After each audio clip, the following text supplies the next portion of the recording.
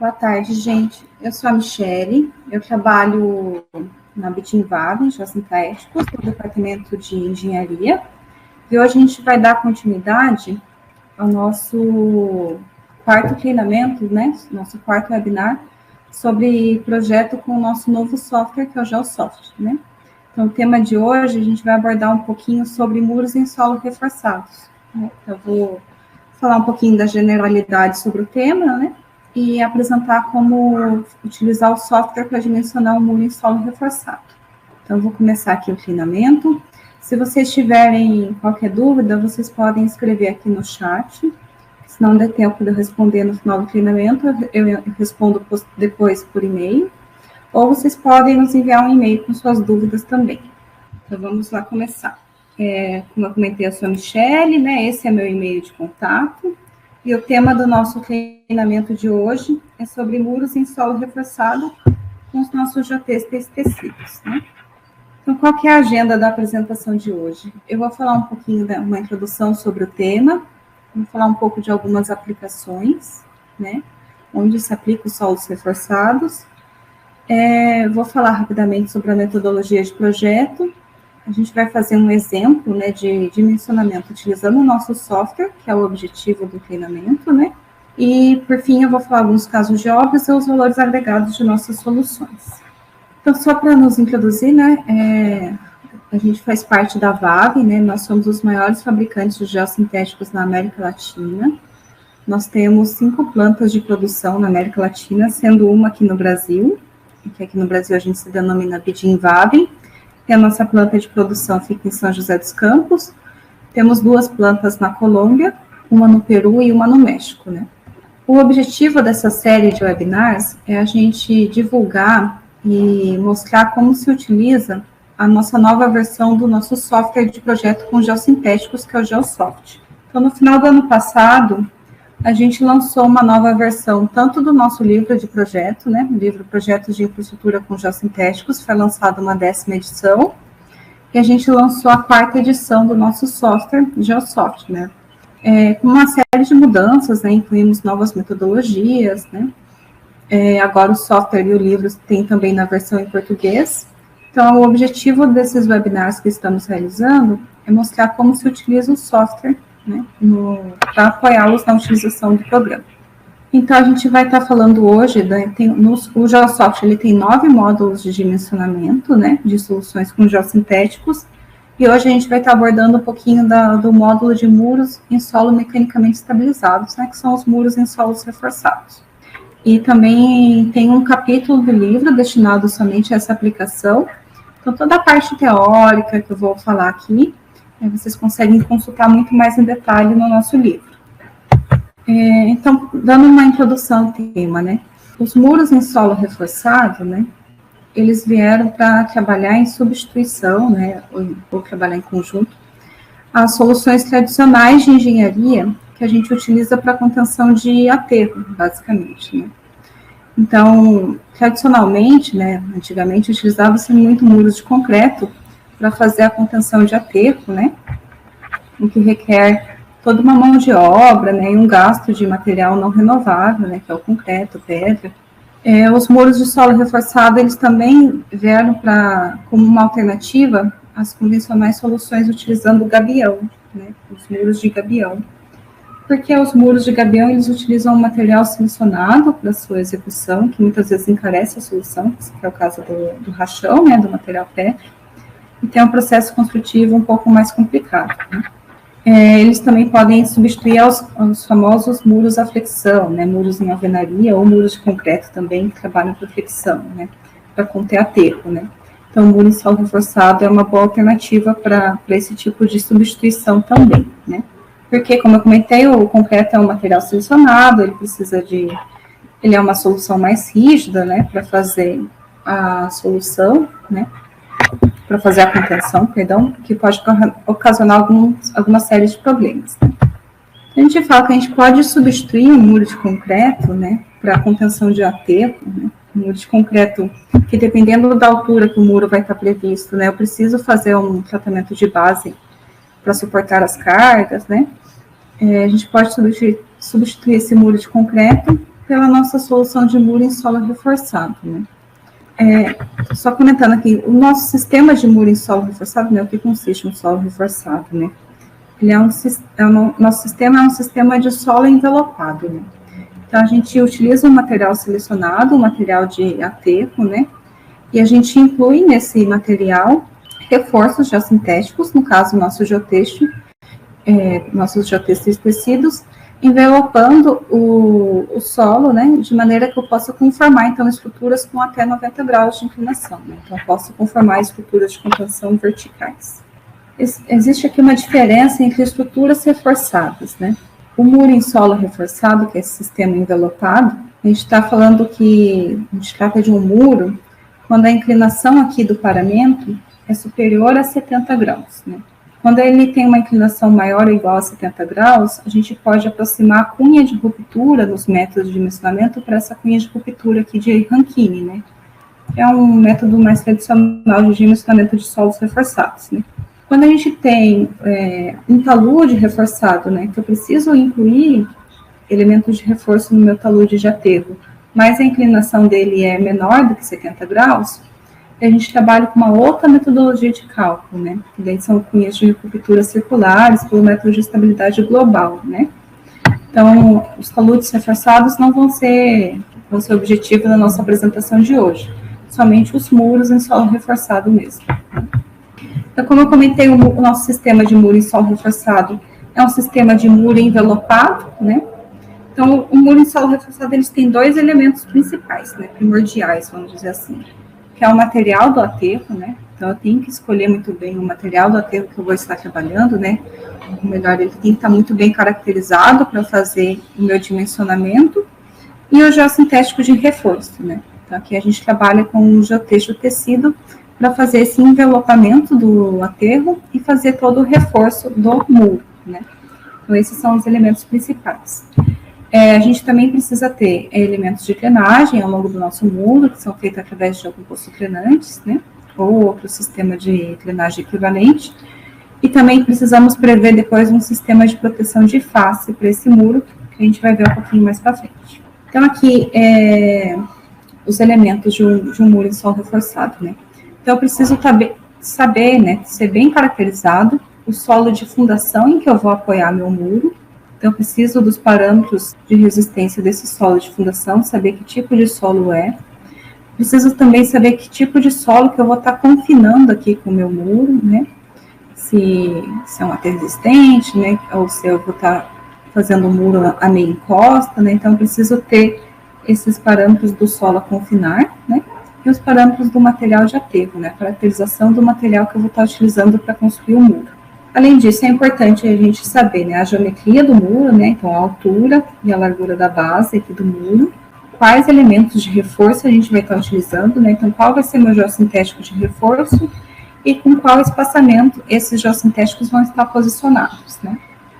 E eu preciso ter bem caracterizado também as sobrecargas que vão estar agindo no meu muro, né, então você vai ter um aterro acima do muro, você vai ter uma sobrecarga rodoviária, então tudo isso eu preciso estar bem caracterizado, né. Aonde que a gente aplica soluções de muro em solo reforçado, né? Acho que uma das principais aplicações é quando a gente vai fazer uma duplicação rodoviária, né? Então, a gente tem uma rodovia existente, e devido ao estudo de tráfego, eu preciso fazer a duplicação, e num local que é uma meia encosta aqui, né? Então, eu preciso conter esse aterro da duplicação para que ele não ultrapasse minha faixa de domínio, né? Não precisa desapropriar aqui, desmatar uma quantidade enorme de área florestada, né? Então, a gente utiliza muito, né, muro em solo reforçado para essa aplicação, para que eu possa construir aterros verticais ou casas verticais, quando eu vou fazer uma duplicação de uma rodovia. Aqui tem um videozinho que mostra um pouquinho durante o processo de construção, né, de um muro em solo reforçado, uma duplicação rodoviária, né, só para a gente ter uma ideia da magnitude da obra, né. Aqui outro exemplo também de um muro, aqui no caso, era uma construção nova, né, uma rodovia nova, que foi feita, tem toda uma parte de obras de engenharia, né, tem um túnel, um viaduto, e nessa meia encosta aqui eles precisaram fazer tanto uma obra aqui de contenção de corte, e precisavam fazer uma obra aqui de contenção de aterro. Então, utilizaram também o solo reforçado para essa aplicação, né? Então, para obras rodoviárias como um todo, né, as soluções de solo reforçado são muito utilizadas, né? Outra aplicação muito interessante dos muros em solo reforçado é para a gente fazer reconformação de deslizamentos, né? Então, se eu tenho um talude natural lá que por algum motivo ele rompeu, né, e eu preciso fazer essa reconformação, eu posso utilizar a tecnologia de solo reforçado, né? Então, aqui um exemplo de um local onde houve uma ruptura aqui de um talude existente, né, invadiu a faixa, né, a pista de rolamento, e para fazer a reconformação, eles utilizaram, então, o nosso sistema de solo reforçado, né, para conformar e garantir a estabilidade novamente do talude, né. Então, eles fizeram o nosso sistema de solo reforçado, depois eles protegeram com o nosso manto permanente, né, e posteriormente toda essa solução aqui fica revegetada, né, então permite a integração do solo reforçado com o meio, que é um talude revegetado. Para encontros de viadutos, né, encontro de pontes e viadutos, a gente também pode utilizar solo reforçado, tanto para fazer a contenção da saia do aterro que chega no viaduto, como para fazer encontros portantes também, né. Então, aqui ele está utilizando nosso sistema de solo reforçado para conter todo o aterro que chega aqui no viaduto, que o viaduto tem fundações profundas, né? E nesse outro exemplo aqui, é um viaduto mais curto, né? Então, que possibilitou utilizar o nosso sistema de solo reforçado como encontro portante, né? Então, o próprio solo reforçado, ele trabalha aqui como uma contenção e fundação do viaduto, né? Então, é uma aplicação muito interessante também dos solos reforçados. Aqui a solução já com o manto permanente para posterior revegetação, né? Os solos reforçados, eles também podem ser utilizados para conformação de aeroplanas ou de vias, né, em locais que eu não vou ter espaço aí para soltar minha saia do aterro, né? Então, aqui numa rodovia, eu precisava, depois a gente até vai ver um pouquinho mais esse caso de obra mais para frente. Mas aqui é uma rodovia na Colômbia que precisava transponer esse desnível aqui, né? Aqui havia uma pista existente que fazia essa curva e por questões de segurança eles queriam fazer tirar a curva, né, e fazer um traçado reto, né. Então, eles utilizam isso aqui, não poderia soltar aqui um aterro, porque tinha toda uma situação de meio encosta aqui, né. Então, eles utilizaram o solo reforçado para fazer essa contenção e possibilitar a construção da pista, né. Então, o objetivo aqui é fazer a construção de aterros mais inclinados, né. Aqui também para a construção de uma plataforma de uma obra industrial, também foram utilizados solos reforçados para conformar aqui toda uma área plana, né. Então, devido à necessidade do projeto, eles precisavam ter toda uma área plana no local, e no local que tinha desníveis, né, uma situação meio encosta, então eles fizeram toda a contenção com solos reforçados, como a gente pode ver aqui. Aqui em obras residenciais, obras prediais, né, quando a gente quer gerar áreas planas, também é uma alternativa muito legal, né, que pode ser utilizada aqui numa obra residencial. Então, quais que são as vantagens, né, da gente utilizar um muro em solo reforçado com geotextos, né? Ele é uma estrutura flexível, né, então se adapta a diferentes topografias, né, diferentemente do muro em concreto, né, tem um pouquinho mais de dificuldade de se adaptar ao terreno, os muros em solo reforçado não tem tanto esse problema, né. Ele permite a construção de muros, né, em locais onde a capacidade de carga do solo de fundação não é suficiente para um muro rígido, né, para um muro de concreto, sem que eu tenha que fazer uma fundação profunda, por exemplo, né. Ele tem uma facilidade executiva, então ele não requer uma mão de obra qualificada, né. Então, uma equipe que esteja acostumada a trabalhar com obras de terraplenagem pode receber treinamento e fazer a construção dos muros em solo reforçado. Ele permite diferentes geometrias e diferentes tipos de fachadas, né, permitindo aumentar a área útil do terreno também. Uma vantagem muito grande dos solos reforçados, né, é que a gente pode utilizar material do próprio local, né, após uma correta avaliação da caracterização geotécnica do material, mas muitas vezes a gente pode utilizar o material do próprio local como material de aterro, né. Então, isso reduz muito o impacto ambiental da obra, né. Eu não tenho que trazer um material granular selecionado, né, para fazer no solo reforçado, eu não tenho que trabalhar com rachão, que aumenta muito o impacto ambiental, né. eu posso utilizar o próprio material da minha obra, né? Por exemplo, se é uma obra rodoviária que eu tenho sempre obras de corte e aterro, né? Eu posso avaliar e utilizar o material de corte para fazer essa parte de reaterro e utilizar no meu solo reforçado, né? São obras que possuem um bom rendimento, né? Então, depois, uma vez que se acostume, né, que pegue o passo a passo da solução, os funcionários executam ela bem rapidamente, né? E, com base em todas essas vantagens, ela permite a diminuição dos custos finais do projeto, né? Bom, a gente viu um pouquinho das aplicações, vou falar um pouquinho da metodologia de projetos dos muros em solo reforçado, né? Bom, para dimensionar muros em solo reforçado, existem uma série de metodologias, né? A gente vai estar abordando, né, o que aborda no nosso software são as metodologias baseadas no equilíbrio limite, né?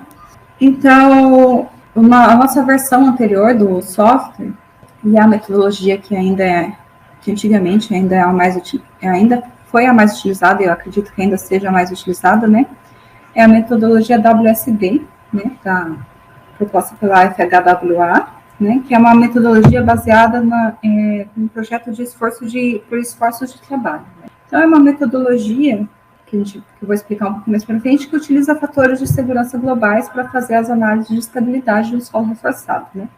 Em alguns países, né, em algumas normas, tem aumentado, né, o detalhamento e a especificação de uma outra metodologia, né, baseada em fatores de carga e resistência, que é a LRFD, né, que é uma metodologia que foi muito utilizada pelos projetistas de pontes e agora a gente tem utilizado também para esse tipo de aplicação, né. Então, uma novidade do nosso software é que agora ele também permite calcular o solo reforçado por essas duas metodologias, né? Essa é uma novidade da nova versão do nosso software, né? Então, a metodologia WSD, né, como eu comentei, ela trabalha por fatores de segurança globais, né?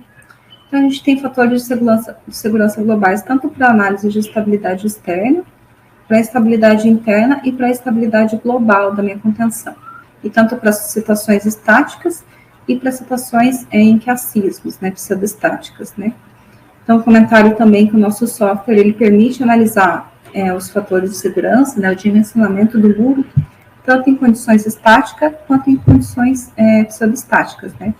Aqui no Brasil, a gente acaba não tendo, né, tanta influência de sismos, a gente não tem a necessidade, na grande maioria dos casos, de dimensionar nossas contenções considerando o efeito de sismo, mas na América Latina, né, nos outros países que nós trabalhamos, essa é uma condição que ocorre muito, né, a condição de sismo. Então, o nosso software também permite fazer essa verificação considerando o efeito de sismos, né. Já a metodologia LRFD, né, então ela trabalha com fatores de carga, né, que são aplicados, então, nos esforços atuantes, então, e fatores de resistência, que são aplicados nos esforços, né, nas forças resistentes. Então, na prática, como funciona, né? Na metodologia WSD, eu tenho meus esforços resistentes, eu divido pelos meus esforços atuantes, né? Então, por exemplo, deslizamento. Eu tenho minha resistência ao deslizamento, eu divido pela força aplicada que gera o deslizamento, e calculo um fator de segurança que tem que ser maior do que um mínimo recomendado. Na metodologia LRFD, o fator de segurança, ele fala que tem que ser 1, né?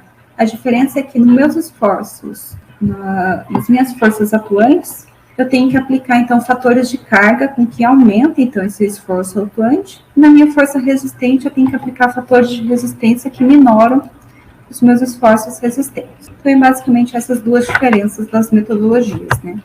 Na norma brasileira, né, de muros e taludes em solo reforçado, está englobada essas metodologias como metodologias possíveis de ser utilizadas para projeto de contenção em solo reforçado, né? Na norma eles falam o método do fator de segurança global, então é basicamente o que eu comentei, né? Os esforços resistentes tem que ser maior ou igual que os atuantes, vezes um fator de segurança, né?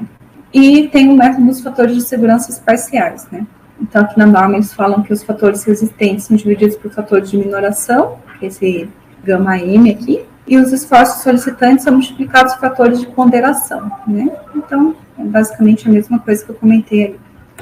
apesar de ter aumentado bastante os métodos de dimensionamento com fatores de segurança parciais, ainda aqui no Brasil ainda é pouco utilizado. Então, no exemplo que eu vou dar aqui, né, e na metodologia que eu vou detalhar um pouquinho melhor daqui para frente, vai ser, então, no método do fator de segurança globais, né, utilizando fatores de segurança globais, porque vai para a metodologia WSD. A nossa norma, né, ela também apresenta quais são os fatores de segurança globais mínimos que a gente tem que utilizar num projeto, né, de solo reforçado, né. Então, tanto para a estabilidade externa quanto a capacidade de carga, deslizamento, tombamento, quanto na estabilidade interna, com relação à ruptura estrutural do reforço e o arrancamento do reforço, a nossa norma ela preconiza alguns fatores de segurança mínimos, né, que a gente tem que considerar no projeto. Então, antes da gente começar a projetar, né, quais informações que a gente precisa ter para fazer um projeto de solo reforçado, né? Então, eu preciso ter um levantamento topográfico da área, né? Então, eu preciso ter seções topográficas de toda a região, tanto da condição atual, né, do terreno natural, quanto da condição final, né, de como que vai ser a minha obra, né, o projeto geométrico da obra, né. Com essas seções topográficas, né, e o projeto geométrico da obra, eu consigo determinar qual vai ser a minha altura máxima da contenção, a seção transversal dela, né, então a altura e largura de base, e qual que é o comprimento do muro, né, se o meu muro vai ter 50 metros, se vai ter 100 metros, né. Então, tudo isso eu levanto a partir do meu projeto geométrico e do levantamento topográfico. Também, a partir da seção transversal, eu consigo, então, ver qual a inclinação do muro que eu vou estar trabalhando, né? Se a minha faixa de domínio está tão próxima, eu vou ter que trabalhar com um muro aí de 90 graus, né, um muro vertical, ou é permitido eu trabalhar com um muro um pouquinho mais abatido, né, com 80 graus de inclinação, por exemplo, né? Então, tudo isso a gente tira das informações geométricas do local, né? A gente também precisa ter, né, um aspecto muito importante é ter a caracterização do solo de fundação, né? Então, eu preciso saber que tipo de solo de fundação que eu vou estar apoiando o meu muro, né? Então, eu preciso ter, na pior das hipóteses, eu preciso ter ensaios de sondagens, né, ao longo de toda a extensão do meu muro, caracterizando, né, qual que é a capacidade de carga do muro e qual que é o solo de fundação que eu estou esperando, e também o nível d'água, né? Se eu vou ter que lidar com o nível d'água perto da base do meu muro, ou se o terreno não tem um nível d'água aflorante, né? Então, tudo isso eu preciso tirar a partir da caracterização do solo de fundação. E, por fim, eu também preciso ter todos os ensaios, né? Todos os ensaios de características geotécnicas do meu material de aterro, né? O material que eu vou utilizar para fazer meu muro, né? Então, eu preciso ter toda a parte de ensaios de caracterização, né? E também parâmetros de resistência, né? Ensaios que permitam estimar parâmetros de resistência para o meu material de aterro. Então, essas são as informações básicas necessárias para fazer um projeto de um solo reforçado, né? Então, aqui a gente vê essas informações aqui no esqueminha, né? A gente precisa saber, então, quais que são as condições de fundação, né? Qual que vai ser a minha altura do muro, a minha largura da base. Preciso avaliar se eu tenho que ver, né? Então, como eu comentei para outros países, a gente precisa avaliar condições sísmicas. Faltou comentar que precisa avaliar também quais sobrecargas vão estar atuando no meu muro, né? Se eu vou ter um aterro aqui acima, gerando uma sobrecarga morta, se eu tenho só a sobrecarga devido ao tráfego, né? Então, essa parte de sobrecargas também é um parâmetro muito importante que eu tenho que avaliar durante o projeto de um solo reforçado, né? E as condições de drenagem, né? Eu preciso prever um colchão drenante na base para captar o nível da água que vai estar aflorante. Se eu preciso colocar um geocomposto drenante aqui na meia encosta para captar as águas de infiltração, né? Então, tudo isso eu tenho que definir a partir da caracterização da obra, né? Como eu comentei, né? As cargas externas, né? Então, a gente precisa, uma vez definida, a gente tem que avaliar as cargas externas, né? Então, a sobrecarga, né, por sobrecarga uniforme, sobrecarga rodoviária, elas geram também, além do empuxo do solo, né, do solo que vai estar confinando, toda essa parte de sobrecargas também gera um empuxo aqui no meu muro, solicitando, então, a minha contenção, né? Então, quais que são os passo a passo para o dimensionamento de um muro em solo reforçado, né? Ou melhor, o que a gente precisa analisar? a gente precisa analisar a parte que a gente chama da estabilidade interna da contenção. Então, na estabilidade interna da contenção, basicamente a gente quer definir qual vai ser o tipo de reforço que eu vou estar utilizando e qual a separação desse reforço, de tal forma que ele tenha fatores de segurança adequados contra a ruptura e o arrancamento, né? Na parte de estabilidade externa, né, então o muro em solo reforçado, ele funciona como um muro de gravidade, né, ele é uma massa de solo, ele trabalha como um muro à gravidade. Então a estabilidade externa é similar à estabilidade externa de qualquer muro de gravidade, né. Então tem que verificar o deslizamento da minha contenção, o tombamento e a capacidade de carga do solo de fundação. Também temos que avaliar a estabilidade global da contenção, né, se o muro, juntamente com o entorno, né, com o solo de fundação e com possíveis desníveis do entorno, não gera uma cunha de ruptura que possa levar a uma ruptura global do conjunto, né. Então, essa estabilidade global que a gente utiliza softwares, né, para fazer essa análise, também tem que ser verificada durante o projeto, né. E uma parte muito importante, né, que a gente coloca como fazendo parte do projeto, é definir o sistema de proteção e o sistema de drenagem do muro de solo reforçado, né? Então, isso são quesitos que também são muito importantes para a definição de um bom projeto de um muro em solo reforçado. Então, como que é a metodologia de projeto que a gente calcula as nossas contenções, né? E que o nosso software utiliza também, né?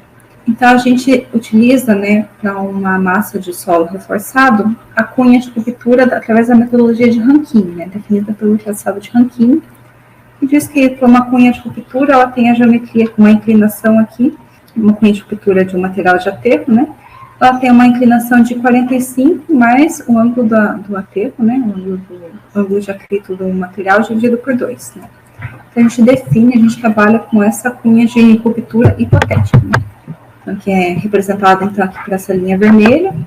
E a gente tem, então, uma massa de solo, né? Então, o nosso muro é uma massa de solo, em que essa zona vermelha, né? Essa região vermelha, corresponde à nossa zona ativa, né? Então, ao longo dessa cunha de ruptura definida pela metodologia de Rankine, ela tem a tendência a romper e a deslizar da massa de solo existente aqui, né? Então, a gente define aqui uma zona ativa, que é de ruptura, e uma zona resistente, né? Então, como que a gente faz, né? Como que a gente evita com que ocorra essa ruptura através dessa cunha hipotética de Rankine, né? Então, a gente utiliza os geossintéticos, né? Então, a função do geossintético é fazer essa transferência de esforços, né? Fazer com que, fazendo uma analogia, né? Fazendo essa costura, de tal forma que a gente não ocorra esse mecanismo de ruptura, né? Não ocorra essa tendência de deslizamento através da cunha de ruptura inferida, né? Então, quais são os requisitos gerais quando a gente está falando da estabilidade interna, né? Então, quando a gente vai fazer uma avaliação da estabilidade interna, geralmente a gente dá uma separação entre camadas, a gente arbitra uma separação entre camadas de reforço, né? Então, de quantos em quantos metros eu vou estar colocando o meu geossintético de reforço, meu geotexto de reforço, por questões construtivas, né? A gente recomenda que essa separação, ela seja no mínimo de 20 centímetros, porque é muito difícil a gente compactar camadas com menos de 20 centímetros, e no máximo de 60 centímetros, tá? Então, essa separação entre camadas varia aí nesse intervalo, né?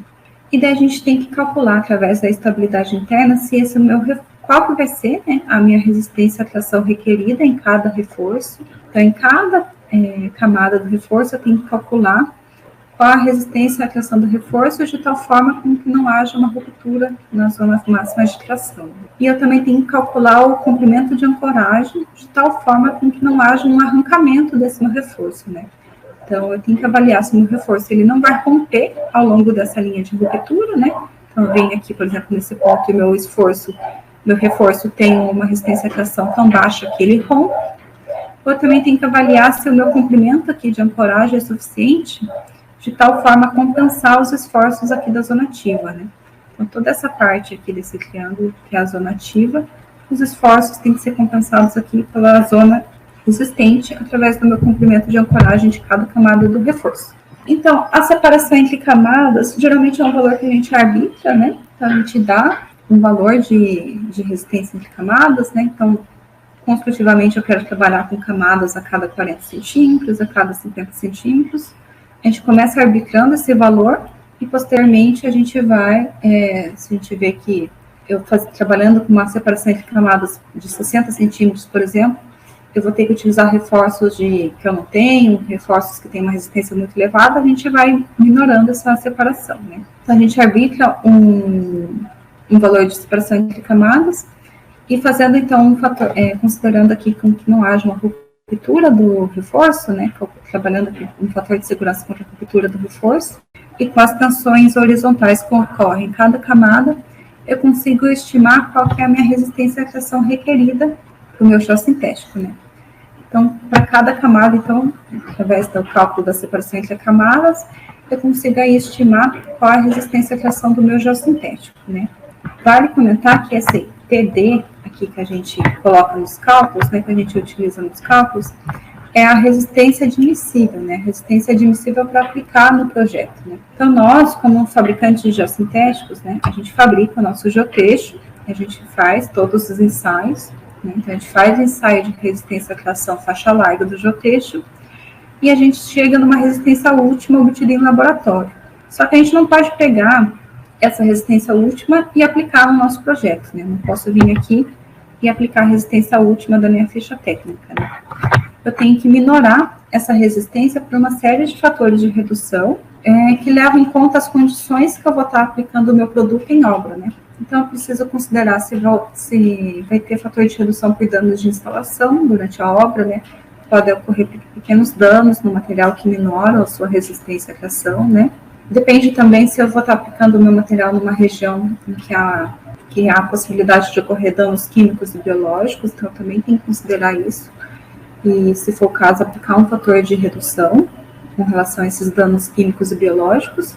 E também, né, os geossintéticos são materiais poliméricos, né? Então, eles estão sujeitos à ocorrência de fluência ao longo dos anos, né? Então, a gente tem que aplicar um fator de redução por fluência para, então, né, multiplicando todos esses fatores de redução, eu calcular, então, a minha resistência admissível para aplicar no projeto.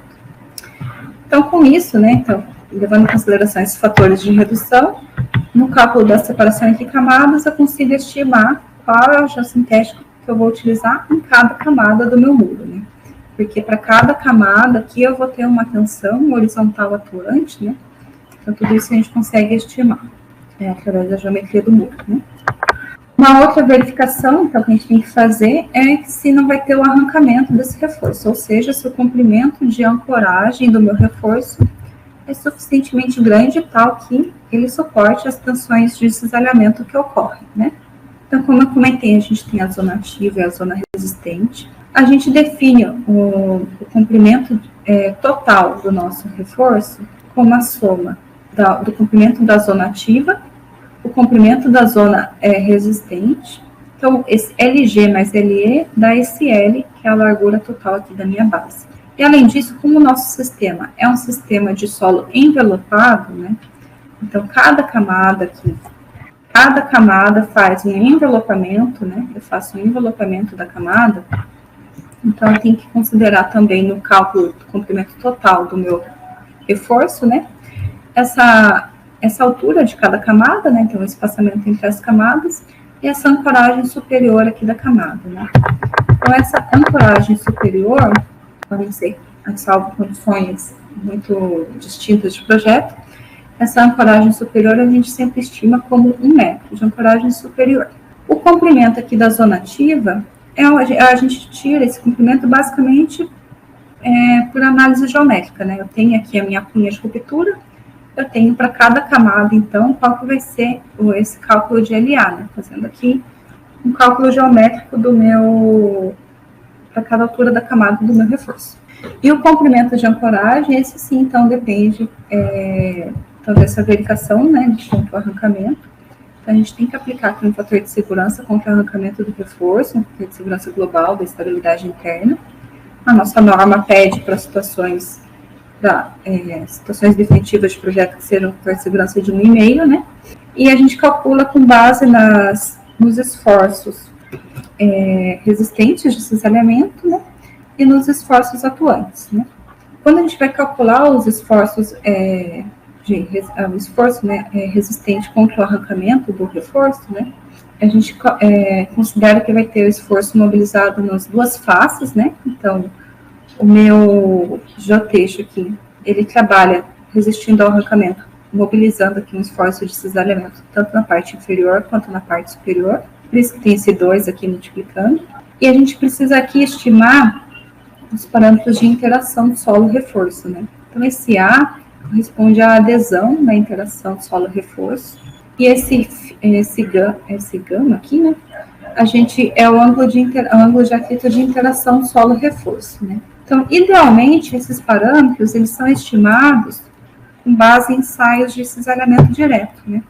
A gente utiliza o solo que eu vou estar utilizando no meu projeto, o geossintético que eu vou estar utilizando no meu projeto e faço o ensaio de cisalhamento direto. Essa é a condição ideal de se estimar esses parâmetros, né?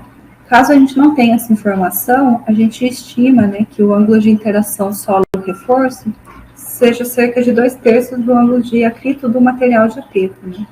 Então, se eu tenho um material de aterro aí de 30 graus de ângulo de atrito, meu ângulo de interação aí é em cerca de 20 graus.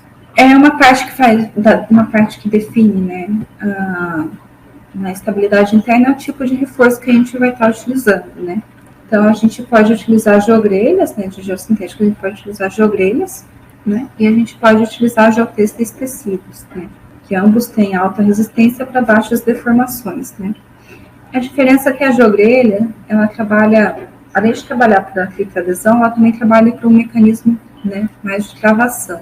Então, a gente recomenda que as geogrelhas sejam utilizadas para materiais de aterro que tenham uma porcentagem de granular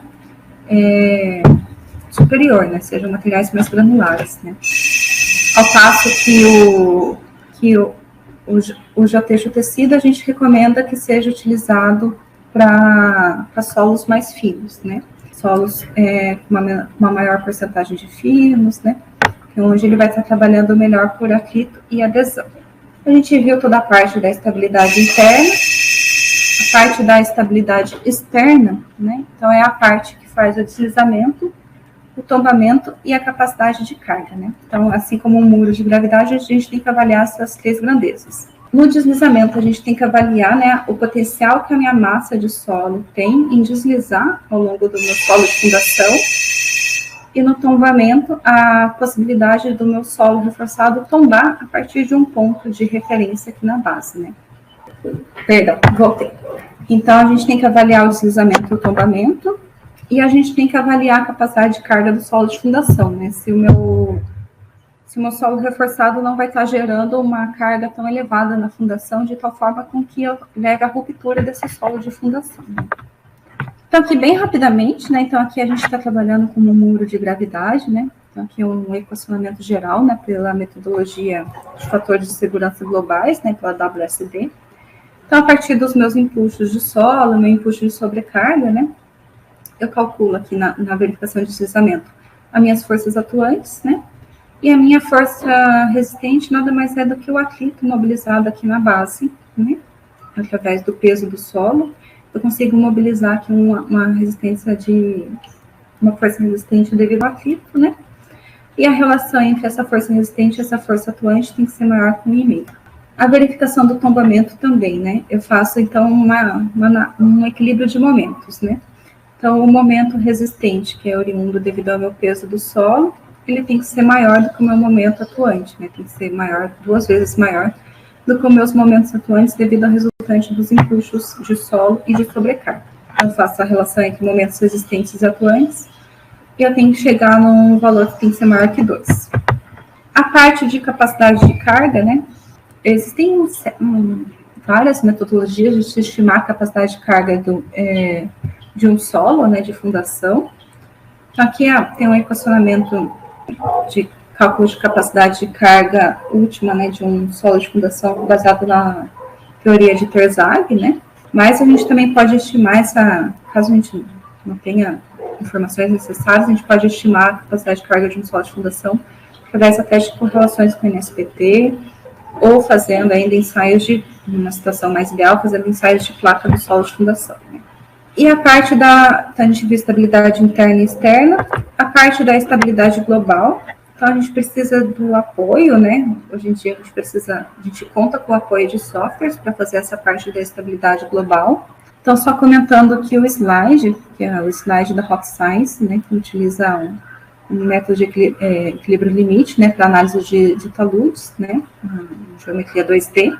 Na sua última versão, ele já conta na sua biblioteca de suportes, né, então, quando a gente define um suporte lá no slide, ele já conta com uma biblioteca de diversos fabricantes de geossintéticos, incluindo nós, da VAV, né. Então, se a gente for na biblioteca do software, quando a gente vai definir um suporte, a gente clicar em geotextos tecidos, já vai ter aqui nossas referências de geotextos tecidos, né, facilitando, então, o emprego no software, né. Eu não preciso, ainda tem que digitar algumas grandezas, fatores de reduções, porque isso depende de cada caso, de cada obra, como a gente viu, mas já facilita muito a nossa rotina no software, né. Então, esse aqui é um exemplo aqui de uma análise de estabilidade global, que o objetivo é avaliar o conjunto solo reforçado, terreno no entorno, para ver qual é o fator de segurança desse conjunto contra rupturas, geralmente circulares, né.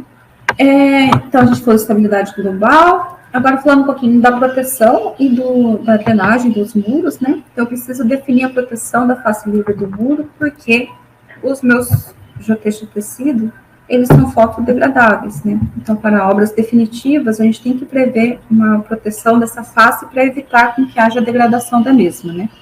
Então, a gente pode utilizar desde faces revegetadas, né? Utilizar mantos, né? Geomantos ou mantos temporários e permanentes. A gente pode utilizar blocos de concreto projetado e até faces estruturais, né? De blocos do tipo keystone, né? Então, aqui uma face revegetada, né? Que eles fizeram pequenos furos no geotexto de tecido e utilizaram dentro do geotexto de tecido um solo orgânico aqui com sementes e fizeram revegetação, né, utilizando sacos. Ela já finalizada, aqui já, depois de ter pegado toda a vegetação. Com mantos permanentes, né, então a gente utiliza esses mantos permanentes, que eles protegem o geotexto de tecido contra os raios UV, né, esse manto verde, e ele também permite que a vegetação se desenvolva, né? Ele permite o desenvolvimento da vegetação também. Aqui, um solo reforçado com a vegetação começando a pegar. Né? Aqui também uma outra obra que a gente vê que começa a sair os pontos aqui de vegetação. Então, vários exemplos acaba sendo a utilização de face que a gente mais projeta, que é com nossos mantos permanentes, né? A gente pode utilizar para proteger concreto projetado, né? A gente vem e já tem concreto projetado aqui na face da contenção. A gente pode utilizar, né, faces, né, muros de alvenaria independentes, né? Então, eu faço um muro de alvenaria dando aqui um espaçamento, de tal forma que ele trabalha independentemente de toda a minha contenção, né? O meu muro de solo reforçado não gera esforço nesse muro de alvenaria, mas esse muro de alvenaria tem a função, basicamente, de dar um acabamento final e proteger o geotexto, né? Aqui no muro de alvenaria, e tem os blocos keystone, né, são estruturas de concreto moldadas, né, que a gente fixa, então, o geossintético nessa estrutura, né. A diferença é que esse tipo de bloco, né, ele precisa ser dimensionado para suportar os esforços que vêm do geossintético, né. O geossintético vai estar ligado diretamente a ele, né. Mas também é uma opção de tipo de face, né? Aqui, por exemplo, de blocos de concreto. E, por fim, a gente precisa sempre prever um sistema de drenagem adequado dos muros em solo reforçado, porque os métodos de dimensionamento não consideram o efeito de pressões hidrostáticas, né? Então, a gente tem que prever se vai ter a necessidade de ter uma drenagem na base do muro, né? Se eu preciso colocar um colchão drenante para controlar a variação do nível d'água, e controlar, né, e evacuar o excesso de água na parte inferior do muro. E se eu preciso ter um sistema de drenagem para conter águas de chuva e infiltração, tanto na parte no espaldar do muro, né, no tardós do muro, quanto através de drenos internos, né. Então, um sistema de drenagem completo de um muro, ele conta, então, com geocompostos drenantes espaçados a cada 3, 4 camadas de reforço. A gente coloca uma faixa de geocomposto drenante, É um geocomposto drenante ou um dreno de areia, caso seja requerido, se o cliente prefira, né? No espaldar da contenção, e um colchão drenante na base, né? Aqui eu já composto drenante no espaldar do muro, no tardós do muro, como ele é posicionado, para fazer, então, captar, né, e depois evacuar essas águas de infiltração. E aqui, quando a gente coloca um geocomposto drenante no espaldar, a gente tem que colocar também aqui um colchão drenante para fazer a evacuação dessa água, né? Bom, então, basicamente, isso é de uma forma bem simplificada a metodologia de projeto. Como eu comentei, todo esse passo a passo tem no nosso livro de projeto, de uma forma muito mais detalhada. Ele aborda também a metodologia através dos fatores de segurança parciais, que eu não apresentei o detalhamento. Agora eu vou fazer um exemplo, né, de um projeto, né, de estabilidade interna e externa de uma contenção, utilizando o nosso software, né. Então, a gente quer fazer uma duplicação rodoviária, né, que a gente precisa, então, para fazer essa duplicação rodoviária, para evitar que o talude ultrapasse a faixa de domínio, a gente tem que prever a construção de um solo reforçado, né, com geotextos tecidos. A altura máxima da minha contenção, então, que eu tirei lá do meu projeto geométrico, é de 12 metros, e eu vou estar trabalhando com um muro com inclinação de 80 graus. E abaixo são apresentados os parâmetros de resistência do solo de fundação, do solo a confinar, né, e da contenção. O muro vai estar sujeito a uma sobrecarga de 25 kPa, né, então uma sobrecarga rodoviária típica de 25 kPa, né.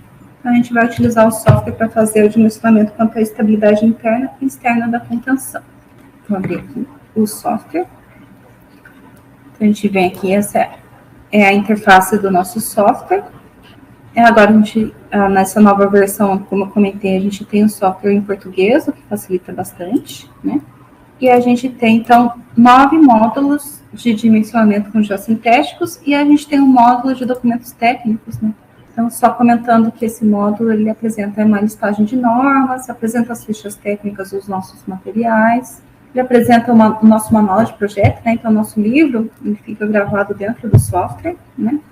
Alguns casos de obra e alguns detalhes construtivos, né? Então, nessa aba de documentos técnicos, tem documentos que podem facilitar no projeto, né, de geossintéticos. Então, a gente vem aqui no muro em solos mecanicamente estabilizados, e eu vou criar aqui um novo projeto, né? Então, vou chamar de exemplo de...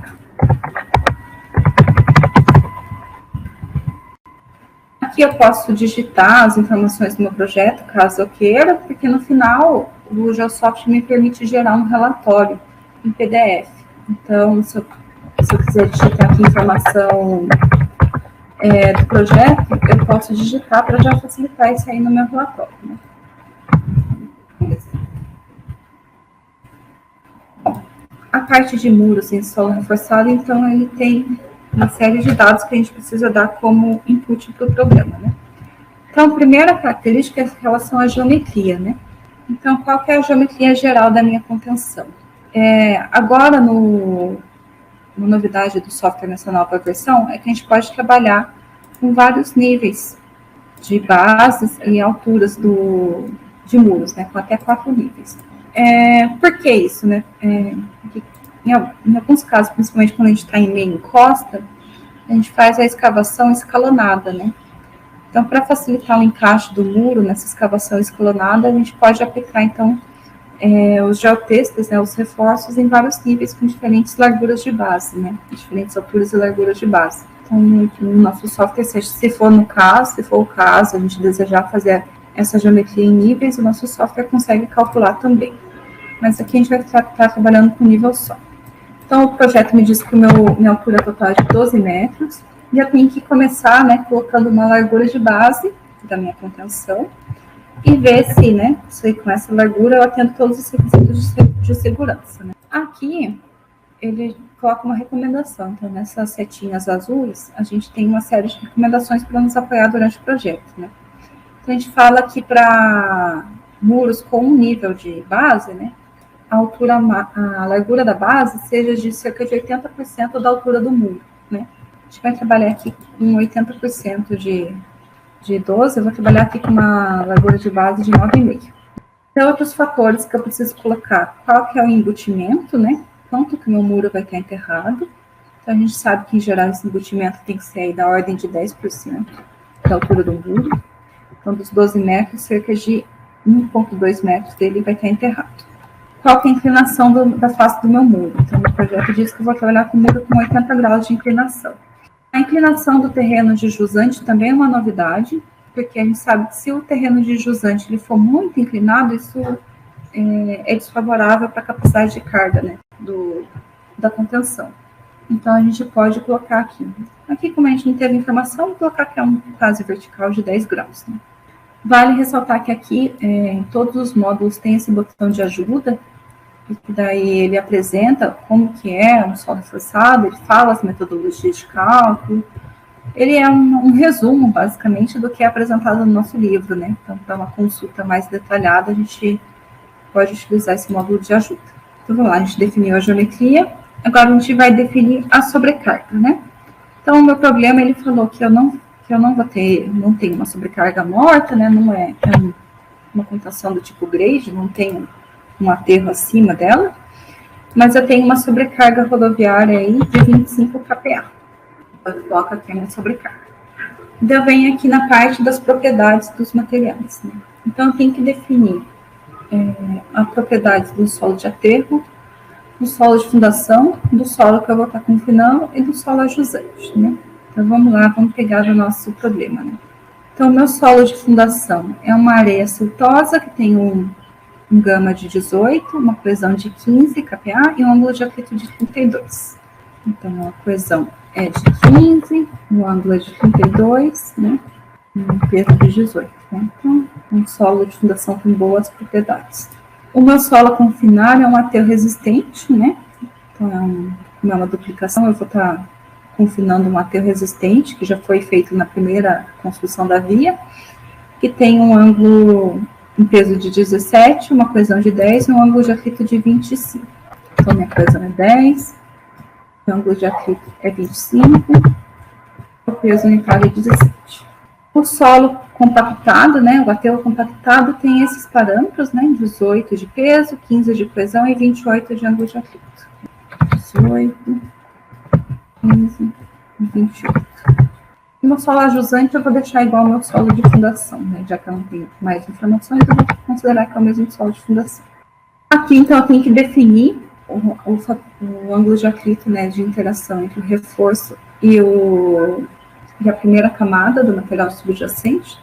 Então, eu vou definir aqui cerca de 2/3 do meu ângulo de atrito do aterro. Vou deixar aqui que é quase 2/3 de 28, vou arredondar aqui para 20 graus. E aqui eu posso colocar os parâmetros de aceleração sísmicos, né? Como a gente está fazendo esse projeto aqui no Brasil, não vou mexer nesses dados, mas caso seja um local que tenha efeito de sismos, a gente precisa pegar esses valores, né? E preencher corretamente. Daí as verificações eles fazem tanto das condições estáticas quanto sísmicas, né? Definido isso, né, tem que vir para a parte dos reforços, né? Então, eu tenho que definir os fatores de redução dos geossintéticos. Então, a gente coloca aqui o fator de redução contra o dano de instalação, o fator de redução contra a fluência eu vou aumentar um pouquinho, deixar de 2,5. Isso a gente fornece ou a gente pode pegar de tabelas de referência. Né? Então, existe na bibliografia uma série de tabelas dão faixas de valores, né, dependendo do polímero que é utilizado e da aplicação, no caso, para fatores de redução para danos de instalação e degradação químico-biológica, quais são os fatores de redução recomendados de utilizar, né? A gente vai utilizar esses fatores de redução e eu vou estar trabalhando aqui com a distribuição dos reforços, eu vou estar trabalhando com camadas de 40 centímetros. Então, a cada 40 centímetros eu vou colocar um reforço, então, no total eu vou estar trabalhando aí com 30 camadas. Aqui a gente escolhe se a gente quer calcular o solo reforçado pela metodologia WSD ou LRFD, né? Então, eu vou estar trabalhando com fatores globais de segurança. Eu tenho que colocar aqui a adesão solo geossintético, né? Que é definido como comentei no ensaio de cisalhamento de laboratório. Se a gente não tiver esse dado, a gente trabalha com um valor mínimo de 1 kPa, então eu vou manter aqui 1 kPa. E o fator de segurança aqui para a estabilidade interna, que ele é definido com base nas normas locais, a norma brasileira pede de 1,5. E aqui também os fatores de segurança contra a análise de estabilidade externa. Então, tudo isso a gente tira das normas, né? Então, a gente viu que a norma pede fator de segurança de 1,5, tombamento 2 e capacidade de carga 2. Se for um outro país, que não seja o Brasil, né, que tenha efeito de sismo, a gente também tem que colocar o fator de segurança quanto ao sismo aqui, né? Mas no caso, não é o nosso caso, né, desse exemplo. Bom, feito isso, ele nos dá os resultados, né? Então, nessa primeira aba, ele vai dar o resultado quanto à estabilidade interna. Então, basicamente, o que o programa vai fazer? Com base no espaçamento que eu adotei e nas cargas que vão estar atuando no meu muro, ele define para cada camada qual geotexto eu vou estar utilizando, né? E daí, para esse geotexto, né, ele verifica, então, se a resistência... ele escolhe o geotexto baseado na resistência mobilizada máxima, né, de tal forma que a resistência admissível do geotexto, né, então a resistência minorada pelos fatores de redução, seja superior do que a resistência mobilizada, né, atuando na camada do geossintético.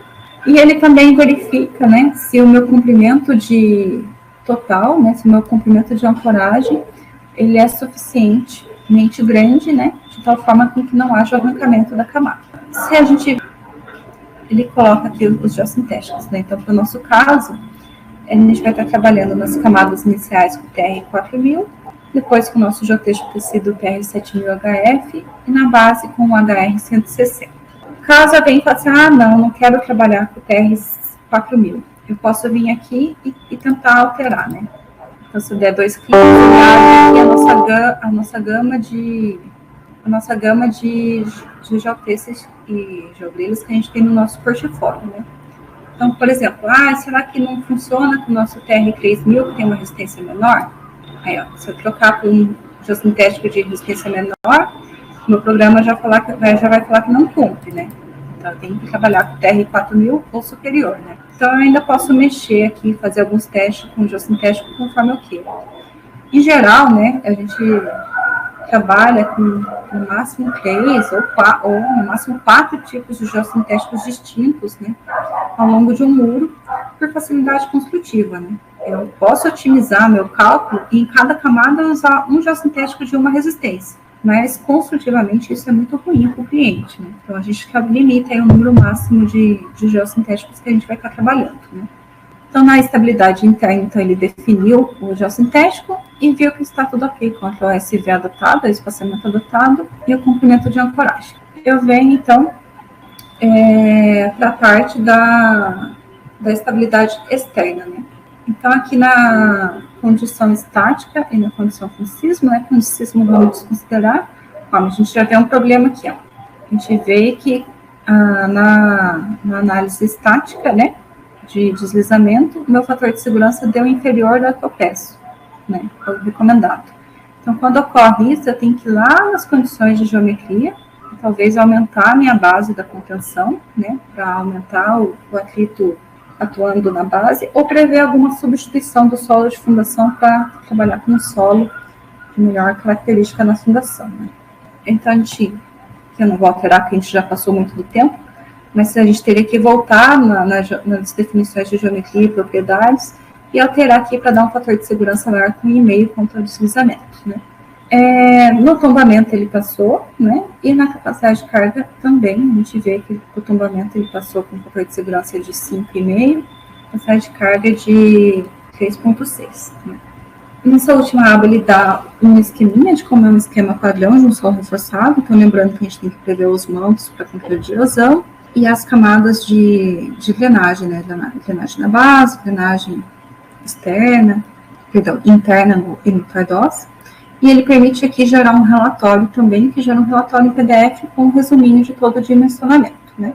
Então, basicamente, é essa verificação que o nosso programa faz, né. Falando um pouquinho mais rapidamente. Então, voltando para a nossa apresentação, então, para finalizar, quero mostrar alguns casos de obra, né. Então, só a título de curiosidade, esse é um dos primeiros muros que foram feitos com os nossos geotextos tecidos. Já faz 30 anos, ele foi feito com geotexto tecido e foi feito um muro de alvenaria pela frente, né? E ele já continua estável, né? O muro de alvenaria não sofreu nenhum dano, então está tudo perfeito.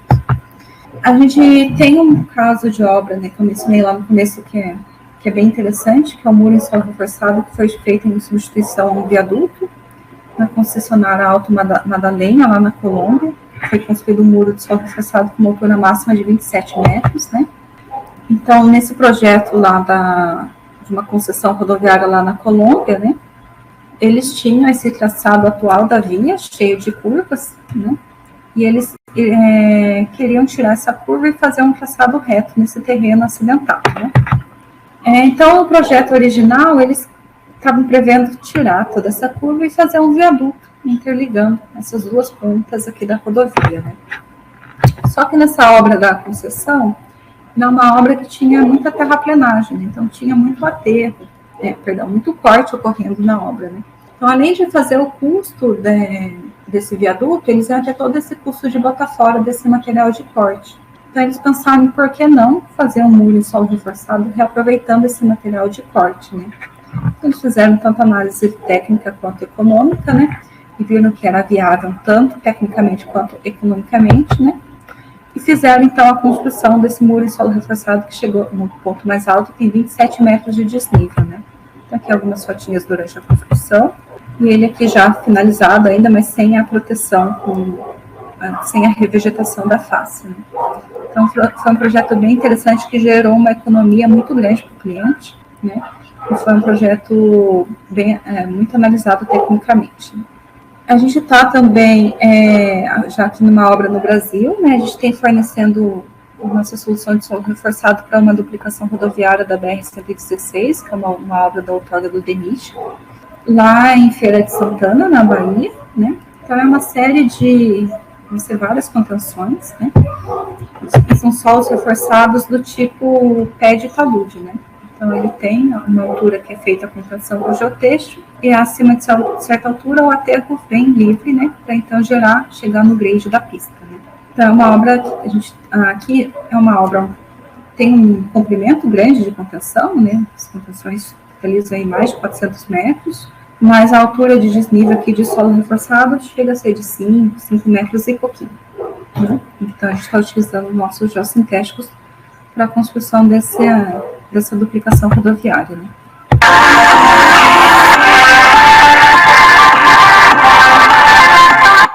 Esse é um vídeo até com o agradecimento do nosso cliente que nos enviou, né, do DENIT, e que tem o nosso cliente, o consórcio de construtores, né, que nos enviou, mostrando essa obra do DENIT, que mostra que eles filmaram, né, com o auxílio de drones, um pouquinho do processo de construção do muro, né.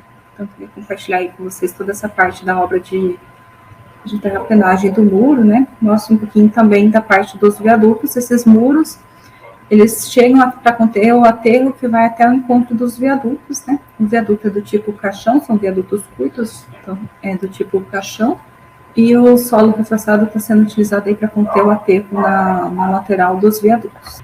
Então, para finalizar, qual que é o valor agregado das nossas soluções, né, do muro em solo reforçado? A gente busca, com essa tecnologia, uma redução dos investimentos, né? Então, não só para muros em solo reforçado, mas para aplicações de geossintéticos no geral.